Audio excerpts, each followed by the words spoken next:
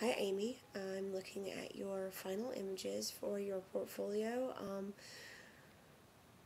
and I would like to say that I think you did a fine job here. It looks like I've critiqued almost all of these images regarding the composition and design elements, and so let's look at the photo that I haven't spoken about, which is the one of the kitten, right?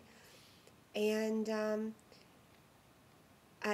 colleague of mine, when he teaches class, uh, he will often say, "No babies, no kittens," because he thinks it's too easy, right? But I like to say that I think you've done a fine job here, and this is one instance where it uh, really applies, and work fits in with the body of work, and it's not too saccharine and too sweet. So good job with that. Definitely look at the link I posted in the discussion forum for the journal regarding the animal photographers. Look at that I think are producing some great work regarding or in fine art photography with animals. And take a look at that and see. I hope that inspires you and definitely pushes you to keep working in that direction. So the kitten, the only issues I have with that, the composition is good, the focus is great, the texture on the cat's fur is good.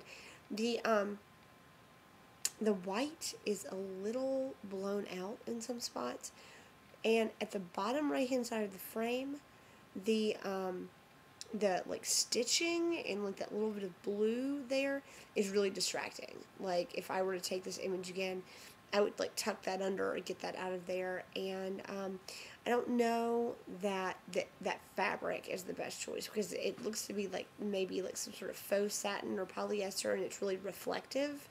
And so I might like change that decision as far as what the kitten was actually sitting on. But good job for making me support a photograph of a kitten. You did a good job there.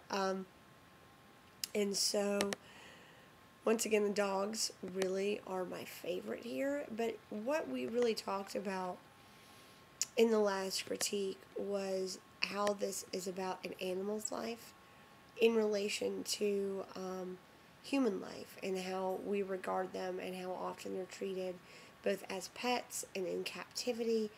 And I think, and granted, when you say the words in captivity, you sort of often think of horrific things, and that's not necessarily the case. It's just really sort of an abnormal environment for an animal to be in. I think with the giraffe photo, I had mentioned that I felt like the tree was a little bit intrusive, and I'm sort of reviewing my statement now, and I really think that the wiring on that tree and the artificiality of the surface behind those giraffes really speaks to the sort of like it draws the viewer's attention to the fact that they're obviously in a zoo, and the artifice of that whole environment, and how that speaks to how we regard and how we treat these animals, right?